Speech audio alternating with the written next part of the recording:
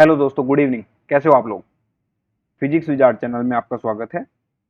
आज की इस वीडियो में हम शुरू करने जा रहे हैं क्लास 12th की फिजिक्स, जिसमें हमारा पहला चैप्टर होगा इलेक्ट्रोस्टैटिक्स। तो आइए शुरू करते हैं। इलेक्ट्रोस्टैटिक्स। इलेक्ट्रोस्टैटिक्स आज का हमारा पहला चैप्टर होगा इलेक्ट्रोस्टैटिक्स। पहले इस वर्ड को समझ लेते हैं, इलेक्ट्रोस्टैटिक्स ये क्या कह रहा है। इलेक्ट्रो, ये वर्ड निकला है इलेक्ट्रॉन से, इलेक्ट्रॉन, और स्टैटिक मतलब रेस्ट। तो बेसिकली इस वर्ड का मतलब है जब भी इलेक्ट्रॉन रेस्ट में हो तो उस स्टडी को, उन इलेक्ट्रॉन की स्टडी को जब वो रेस्ट में हो, बोलेंगे इलेक्ट्रोस्टैटिक। या फिर कहीं electrostatic is that branch of physics in which we study the stationary electric charges. अब इलेक्ट्रिक चार्जेस कहाँ से बनते हैं? इलेक्ट्रॉन से बनते हैं, तो हमने इस कॉमन वर्ड को यूज किया है इलेक्ट्रो। अब इसमें समझने वाली बात यह है कि ये एक तरफ कह रहा है कि इलेक्ट्रॉन रेस्ट में होने चाहिए, पर क्या इलेक्ट्रॉन सच में रेस्ट में होते हैं? हमने पढ़ा था कि इलेक्ट्रॉन एक एटम के अंदर न्यूक्लियस के अराउंड घूमते रहते हैं। ये न्यूक्लियस है, ये इलेक्ट्रॉन घूमते रहेंगे अपनी सेल में। तो फिर इस बात का क्या मतलब है यहाँ पे कि electron should be at rest या फिर stationary charges. Electron within the atom हमेशा मोशन में ही रहेंगे, इसमें कोई डाउट नहीं है। बट एज अ चार्ज, जैसे सपोज हमारे पास एक एटम है और इसमें इस पे एक टोटल चार्ज है +2 का, या इसमें से ये कहिए दो इलेक्ट्रॉन हमने निकाल लिए हैं, 2 इलेक्ट्रॉन निकाल लिए।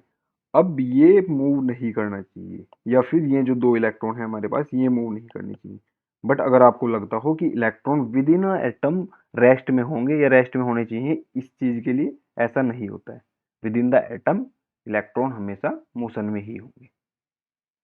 इंडिपेंडेंटली चार्ज मोशन में नहीं होना चाहिए। वो ओनली चार्ज यानी कि इलेक्ट्रॉन भी हो सकता है या फिर वो एटम भी हो सकता है, वो भी मोशन में नहीं होना चाहिए।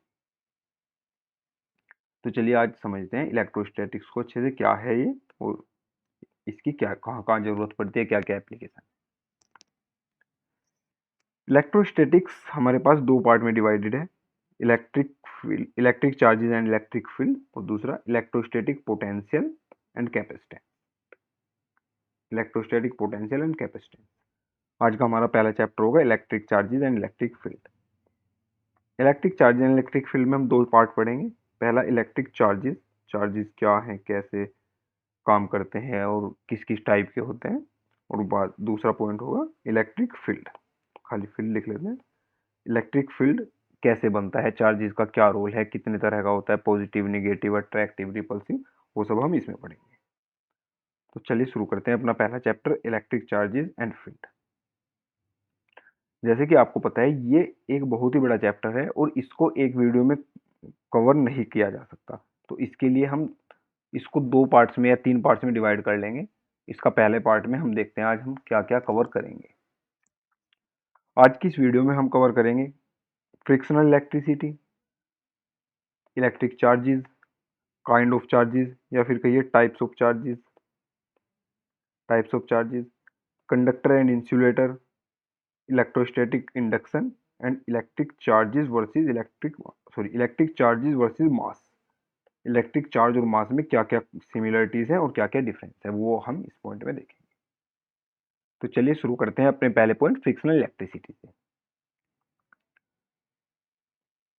उससे पहले कुछ चीज देख लेते हैं।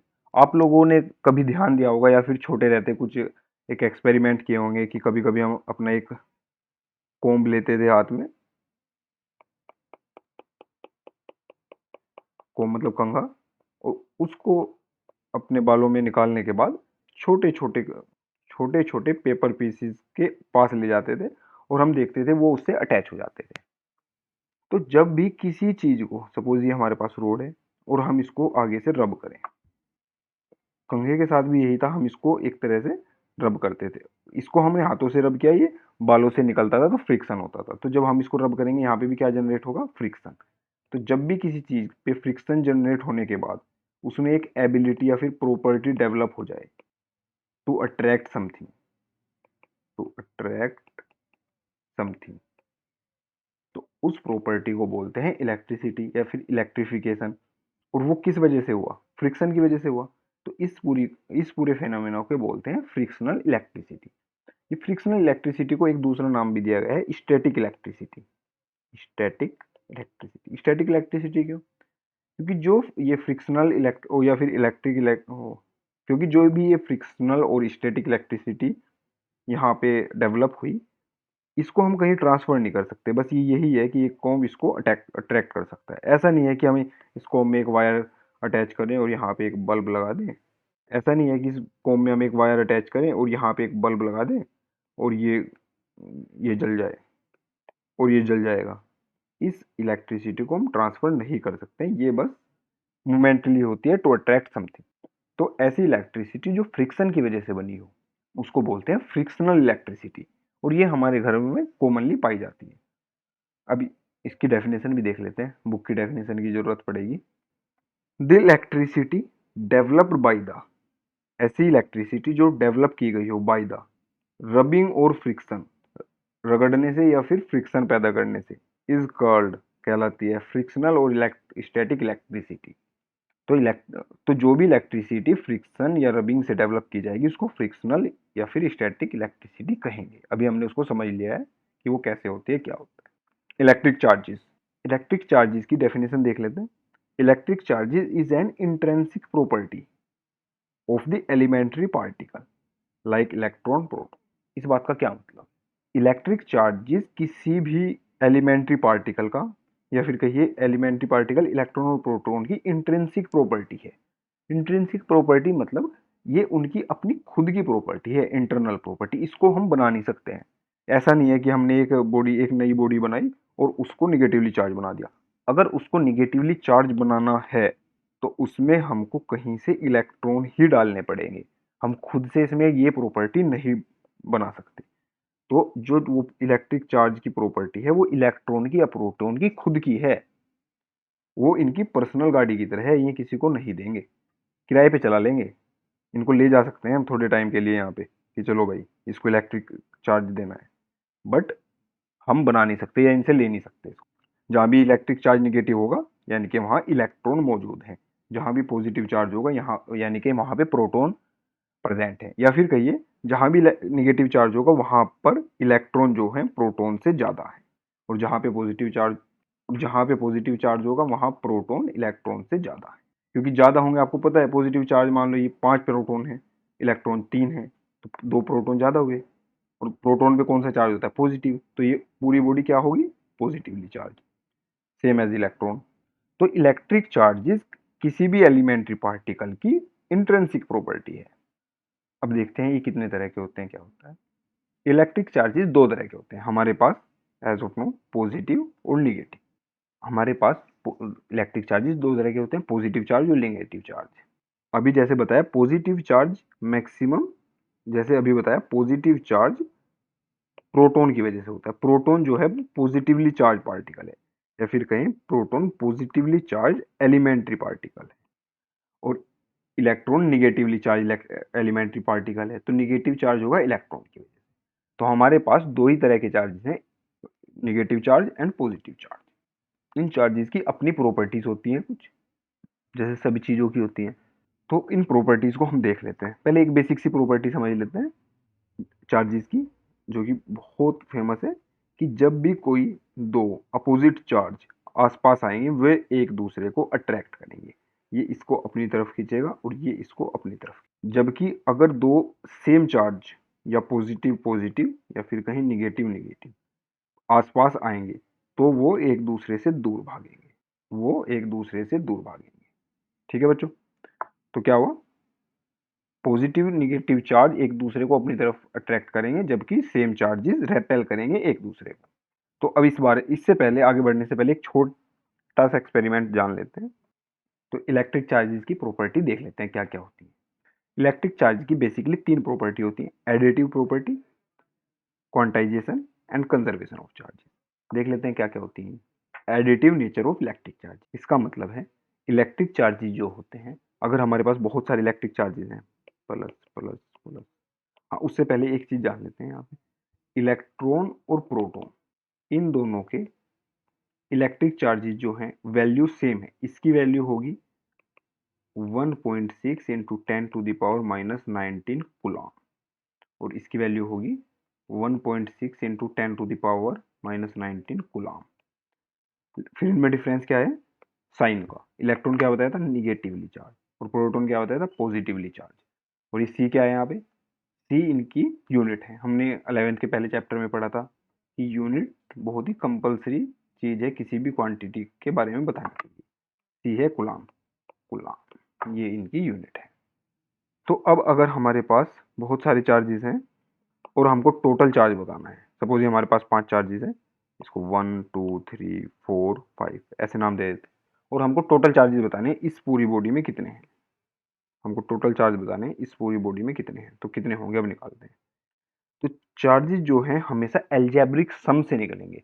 यहाँ पे कोई वेक्टर नहीं होगा, ओनली एल्जेब्रिक सम। हम सबको ऐड कर देते हैं, इनको Q1 Q2 नाम देते हैं। Q represent for charges, generally Q represent for charges. तो जो टोटल चार्जेस होगा वो कितना होगा? Q1 plus Q2 plus Q3, ऐसे जितने भी हमारे पास होंगे। सपोज अभी हमारे पास 5 ही। अब Q1 क्या है? पॉजिटिव चार्ज है। अब दोनों की चार्ज की वैल्यू तो बराबर ही है, तो इनको स्मॉल क्यू लिख लेते हैं। इलेक्ट्रॉन के लिए निगेटिव क्यू लिखेंगे और प्रोटॉन के लिए पॉजिटिव क्यू। तो प्रोटॉन है तो क्यू लिख लेते हैं, दूसरा भी प्रोटॉन है, दूसरा भी पॉजिटिव है, क्यू लिख लेते हैं, तीसरा भी पॉजिटिव है, क्यू लिख लेते हैं, fourth one negative, minus Q लिख लेते हैं, fifth one negative, minus Q लिख लेते हैं। तो ये क्या हुआ? पॉजिटिव के कितने हैं? 3, 3 क्यू हो गया। निगेटिव कितने हैं? 2, तो -2 क्यू हो गया। तो क्या आंसर है? क्यू। क्यू आंसर आया। और क्यू की वैल्यू कितनी होती है? 1.6 इंटू 10⁻⁻19 कूलम। तो इस पूरे का टोटल सम हुआ, और यहाँ पर पॉजिटिव साइन या फिर कोई भी साइन नहीं आएगा, या तो पॉजिटिव साइन लगाएंगे या कोई भी नहीं लगाएंगे, निगेटिव चार्ज नहीं आएगा। क्योंकि अगर यहाँ पर हमारे पास ऐसा होता, दो और क्यू होते, Q6 भी निगेटिव होता और एक Q7 भी निगेटिव होता, तो अब क्या होता? अब आंसर क्या आता? दो निगेटिव और ऐड कर दो, प्लस Q6 प्लस Q7, इसमें क्या प्लस हो जाएगा? -Q। अब माइनस के 1 2 3 4 हो गए, ये 3 थे, तो अब आंसर क्या आएगा? 3Q -5Q, नहीं -4Q। तो आंसर आया -Q। तो अब भी आंसर यही आएगा, लेकिन निगेटिव साइन के साथ। क्या लिखेंगे इसको? -1.6 इंटू 10⁻⁻19 कूलम। तो इसको बोलते हैं additive nature of electric charges. Electric charges को अगर ऐड करना हो तो वो सिंपली एल्जेब्रिक सम होगा। कौन सा सम होगा? Algebraic sum. इसमें कोई भी डाउट नहीं होना चाहिए। एल्जेब्रिक, एल्जेब्रिक मतलब सिंपली पॉजिटिव नेगेटिव यूज होंगे, जो हम सिंपल मैथ में करते हैं। यहाँ पे कोई भी वेक्टर नहीं होगा। नेक्स्ट देख लेते हैं क्वांटाइजेशन ऑफ इलेक्ट्रिक चार्जेस। अब ये क्या है क्वांटाइजेशन ऑफ इलेक्ट्रिक? इसको अच्छे से समझ लेते हैं। अगर हमारे पास सपोज ये एक दीवार है, अब अगर कोई कहे कि इसमें टोटल ये किस चीज से बनी है, तो हम क्या कहेंगे? ब्रिक्स, ईंटों से। पर क्या हम बता सकते हैं कितनी ईंटों से बनी है? हम बता सकते हैं ना कि दीवार बनने के लिए कितनी ईंट चाहिए? 1 2 3 4 5 6 7 8 9 10। भाई ये 10 ईंटों से बनी है, 10 ब्रिक्स से। अब हमें इस दीवार के बारे में कुछ भी जानना हो, हम इससे पता लगा सकते हैं। कैसे? अगर हमको इसका वेट जानना हो पूरे उसका, तो मान लो एक ब्रिक में कितना वेट है, मान लो 10 ग्राम, तो टोटल वेट कितना होगा? हमारे पास टोटल 10 ब्रिक्स लगी हुई हैं, तो 10 ब्रिक्स का वेट होगा 10 इंटू एक ब्रिक का कितना वेट है? 10 ग्राम, तो टोटल क्या हो गया? 100 ग्राम। तो ऐसे ही इस पूरी दीवार के बारे में जानने के लिए हमको सबसे छोटी क्वांटिटी जो पता होनी चाहिए वो क्या है? ब्रिक्स। एक ब्रिक सिंगल। अब इससे नीचे हम नहीं जा सकते। अगर हमारे पे एक ब्रिक, एक ईंट हो, अब कोई कहे ये किससे बनी हुई है, अब हमें नहीं, अब हम इससे नीचे नहीं जा सकते कि ये किस किस चीज को जोड़ के बनी है।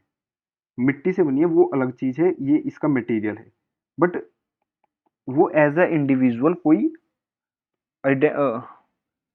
वो एज अ इंडिविजुअल कोई एंटिटी नहीं है, जैसे ब्रिक्स, वॉल ऐसे। तो ऐसे ही जब हम किसी चीज को, जैसे सपोज ये हमारे पे एक बॉक्स है या फिर एक बॉडी है, तो ऐसे ही जैसे सपोज हमारे पास ये एक बॉडी है और इसमें चार्जेस हैं बहुत सारे, और अब हमसे कोई पूछे तो बताओ ये कितने चार्जेस से बना है, तो हम क्या बोलेंगे? हमेशा क्या बोलते हैं? या सपोज हमारा आंसर है, अब सपोज करो हमारे पास एक बॉडी है और इसमें कुछ चार्जेस है, और कोई हमको बोले कि इसका जो टोटल चार्ज है वो है 8.0 इंटू 10⁻⁻19 कूलम। तो अभी इससे हमको कोई आइडिया नहीं लगा कि इसमें क्या है। सपोज ये निगेटिव चार्ज है, तो अब अगर हम इसमें जानना चाहें कि ये हमको पता है चार्ज किस वजह से होता है, हमने अभी पढ़ा था चार्ज सिर्फ या तो इलेक्ट्रॉन की वजह से है या प्रोटॉन की वजह से है। अब हम साइन देखेंगे, साइन क्या है, निगेटिव। तो निगेटिव साइन किसकी वजह से आता है, सिर्फ और सिर्फ इलेक्ट्रॉन की वजह से, ड्यू टू इलेक्ट्रॉन। तो इसका मतलब हमारे पास इसमें इलेक्ट्रॉन है जिनकी वजह से चार्ज है। कितने इलेक्ट्रॉन है वो कैलकुलेट कर लेंगे। एक इलेक्ट्रॉन का चार्ज कितना होता है, चार्ज ऑफ वन इलेक्ट्रॉन कितना होगा, 1.6 इंटू 10⁻⁻19 कूलम। माइनस का दो इलेक्ट्रॉन का कितना होगा, दो से मल्टीप्लाई कर देंगे, 2 मल्टीप्लाई माइनस 1.6 इंटू 10⁻⁻19 कूलम। तो ऐसे ही जब हम निकालेंगे हम देखेंगे 5 इलेक्ट्रॉन का मास कितना, 5 इलेक्ट्रॉन का चार्ज कितना होगा, 5 इंटू माइनस 1.6 इंटू 10⁻⁻19 कूलम। ये कितना बनेगा, -8.0 इंटू 10⁻⁻19 कूलम।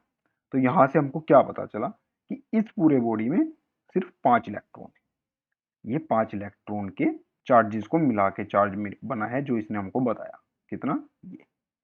अब क्या हम इससे भी नीचे जा सकते हैं, हम बता सकते हैं इस इलेक्ट्रॉन में ये चार्ज कितना है।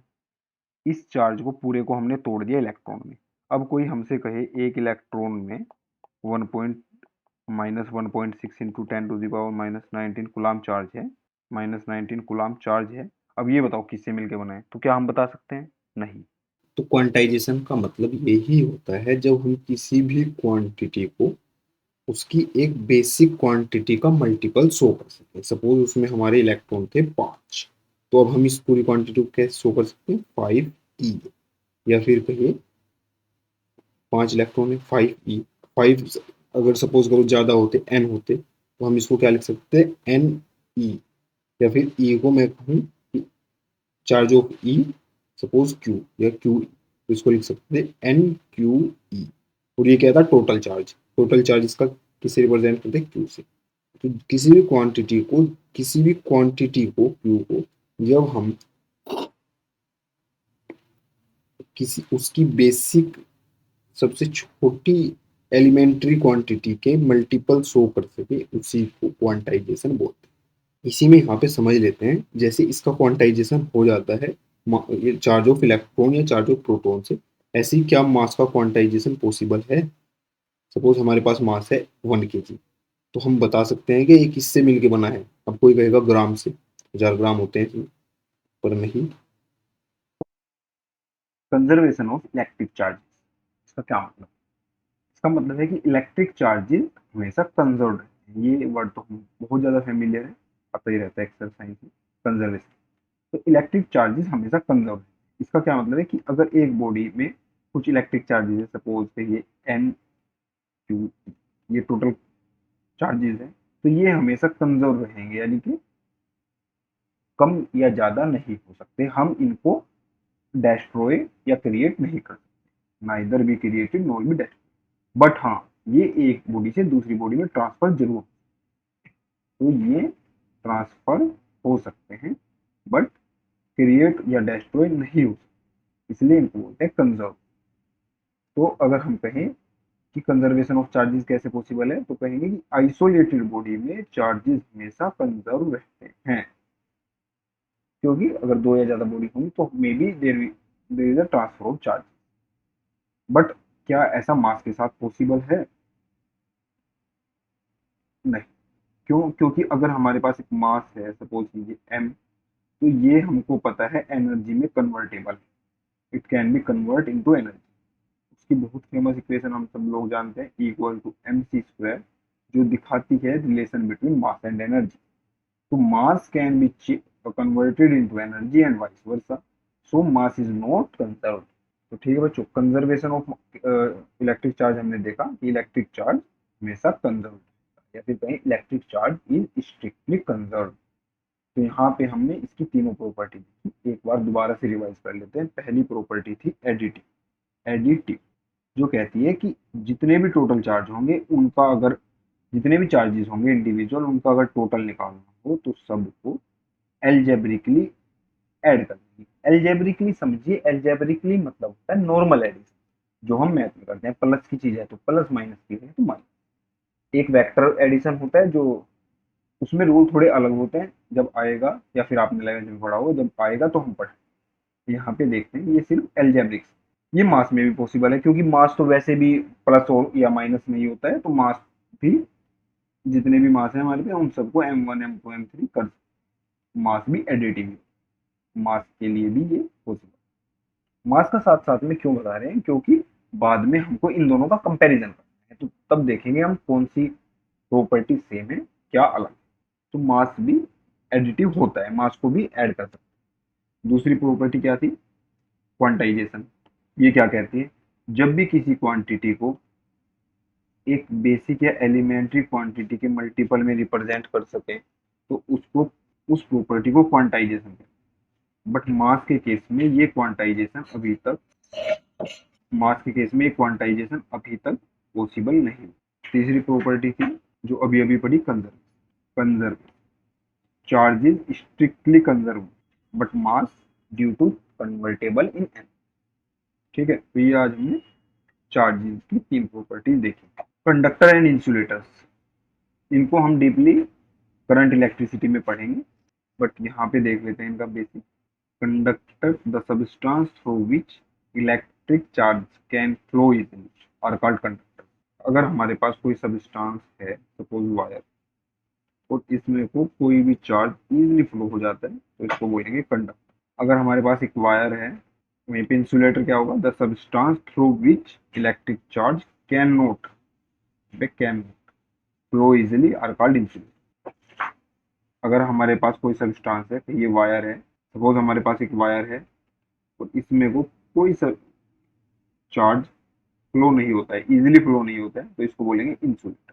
कंडक्टर की जरूरत कहाँ पड़ती है, किसी भी चार्ज को फ्लो कराने के लिए, या फिर इलेक्ट्रिसिटी पास करने के लिए, अपने इलेक्ट्रिक अप्लायंसेस यूज करने के लिए, बल्ब जलाने के लिए, प्रेस चलाने के लिए, फोन चार्ज करने के लिए। बट इंसुलेटर की जरूरत कहाँ पड़ती है, उसी वायर में जिसमें इलेक्ट्रिसिटी फ्लो कर रही है, उससे खुद को बचाने की, उसके दोनों तरफ हम इंसुलेटिंग कवर या इंसुलेटिंग स्कीम लगा दें। तो ऐसा नहीं है कि कंडक्टर ही जरूरी है, कंडक्टर और इंसुलेटर दोनों चाहिए। इलेक्ट्रिक चार्ज को या इलेक्ट्रिसिटी को फ्लो कराने के लिए कंडक्टर चाहिए, और खुद को उसी इलेक्ट्रिसिटी से बचाने के लिए इंसुलेटर चाहिए। इलेक्ट्रोस्टैटिक इंडक्शन, ये क्या होता है, इंडक्शन, इलेक्ट्रोस्टैटिक को कैसे हम इंडक्ट कर सकते हैं, ये समझिए। सपोज हमारे पास एक बॉडी है, न्यूट्रल बॉडी, इसमें ना पॉजिटिव चार्ज है ना, इसका क्या मतलब है कि positive charge negative charge positive charge के बराबर, number of electron number of proton के बराबर। अब सपोज करो हम एक रोड ले आए इसके बिल्कुल पास, जो कि हाईली पॉजिटिव चार्ज है, तो क्या होगा यहाँ पे, जो भी इस बॉडी में निगेटिव चार्ज थे वो इसकी तरफ अट्रैक्ट होंगे और वो इधर आ जाए, इस एंड पे आ जाए, और जो भी पॉजिटिव चार्ज थे वो इससे रेपेल होंगे और वो इस एंड पे चले जाएंगे। इससे क्या होगा, ये बॉडी एक चार्ज बॉडी, ये बॉडी एक चार्ज बॉडी बन गई है, इन दोनों के बीच में पोटेंशियल डिफरेंस क्रिएट। तो ये इसका इलेक्ट, हम बोल सकते हैं कि इस बॉडी का इलेक्ट्रिफिकेशन है। और जैसे ही हम इस रोड को यहाँ से हटाएंगे, ये दोबारा फिर आपस में पॉजिटिव निगेटिव आपस में मिल जाए, तो ये दोबारा से फिर न्यूट्रल हो जाए। तो ये फेनोमेना कैसा है, टेम्परेरी। के बाद ध्यान रखना, ये क्या फेनोमेना है, टेम्परेरी। एक बार और देख लेते हैं, जब भी किसी बॉडी के पास एक चार्ज पार्टिकल को या चार्ज ऑब्जेक्ट को, चार्ज बॉडी को लाएंगे, तो वो उस बॉडी के सिमिलर चार्जेस को अपनी ओर अट्रैक्ट कर लेगा, और अपोजिट चार्जेस को अपनी ओर अट्रैक्ट कर लेगा, और सिमिलर चार्जेस को रेपेल करके दूसरे एंड पे पहुंचा। ठीक है बच्चों, तो अब इसकी डेफिनेशन देखें।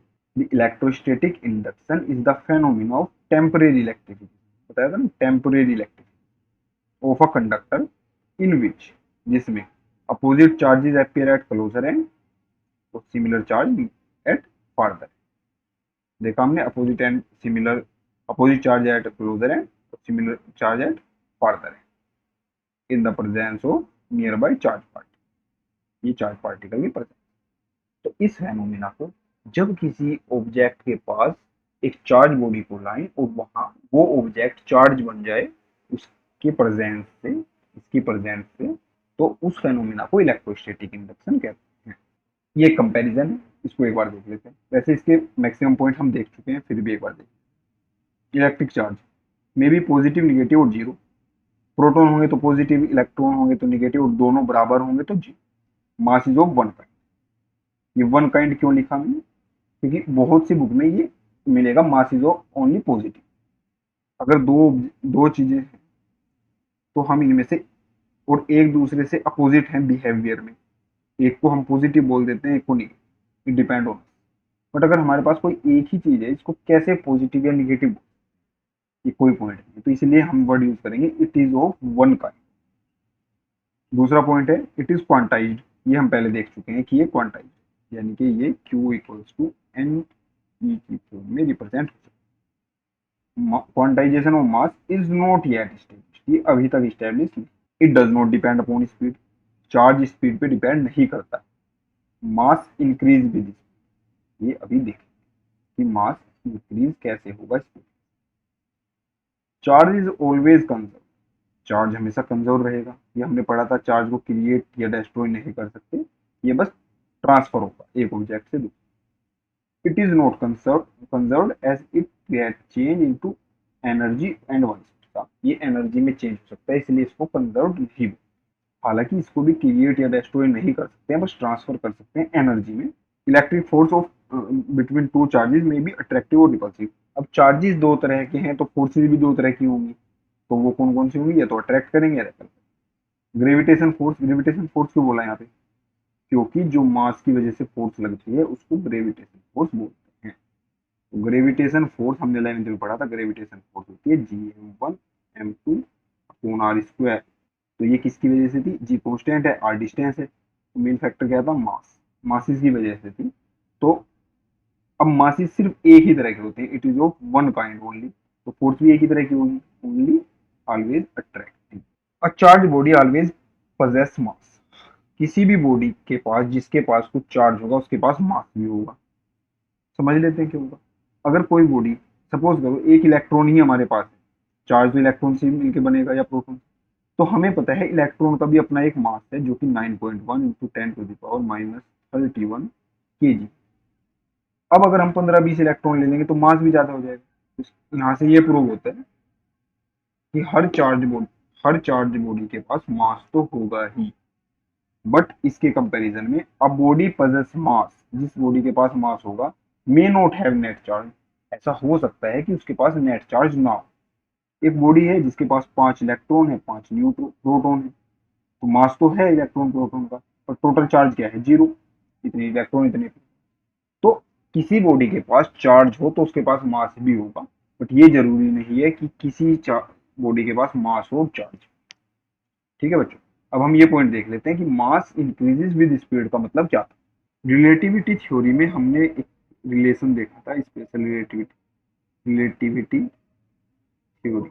उसमें था जब कोई भी ऑब्जेक्ट किसी वेलोसिटी v पे मूव करेगा, when an object, relativity theory में हमने देखा कि जब when an object moves eight velocity v, जब कोई ऑब्जेक्ट v वेलोसिटी से मूव करेगा और v कंपेरेबल टू है c के, c speed of light, speed और इसके कंपेरेबल है, तो उसका मास जो है रिप्रेजेंट होगा कैसे, m equals to M naught divide by under root 1 - v² by c। M naught क्या है, मास एट रेस्ट, लिख देते हैं तो मास एट, और एम है मास जो मूविंग बॉडी का है। अब जैसे जैसे v इंक्रीज होगा, यहाँ समझते हैं, जैसे जैसे v इंक्रीज होगा, अगर v इंक्रीज हुआ, v अगर v इंक्रीज हुआ तो v² भी इंक्रीज होगा, v²/c² भी इंक्रीज होगा, ये तो कांस्टेंट टर्म है। तो 1 - v²/c² डिक्रीज होगा, क्योंकि 1 में से माइनस कर रहे हैं इस क्वांटिटी। अगर ये क्वांटिटी इंक्रीज हुई तो ये पूरी क्वांटिटी क्या होगी, डिक्रीज। ठीक है बच्चों, अब जब ये पूरी क्वांटिटी डिक्रीज हो रही, अगर इस पे अंडर रूट लगा दिया जाए तो ये भी डिक्रीज ही होगी। अब अगर ये पूरी क्वांटिटी डिक्रीज हो रही है v के बढ़ने से, तो अगर मैं इसको 1 में लिखूं, और हमें पता है मास बढ़ने से ये क्वांटिटी, ये जो नीचे की क्वांटिटी है ये डिक्रीज होती है, तो ये ओवरऑल क्वांटिटी क्या होगी, इंक्रीज। इंक्रीज क्यों होगी, क्योंकि अगर x बढ़ता है, एक ऑब्जेक्ट, अगर एक, सपोज क्योंकि जब कुछ चीज बढ़ती है, सपोज एक्स है और ये इंक्रीज हो रहा है, तो हमें पता है 1/x डिक्रीज एक्स के बढ़ने से। तो ऐसे ही जब ये पोर्शन बढ़ेगा v के बढ़ने से, तो ये पूरा पोर्शन डिक्रीज। तो इसका क्या मतलब है कि अगर वेलोसिटी इंक्रीज होगी, इसका क्या मतलब है कि अगर वेलोसिटी इंक्रीज होगी, इफ वेलोसिटी इंक्रीज, तो मास भी increase, mass at moving state, तो मास विल ऑल्सो। ठीक है बच्चों, आज हमने यहाँ पे अपना एक चैप्टर पूरा किया। इसमें इस कंपैरिजन को अच्छे से देख लेना और ध्यान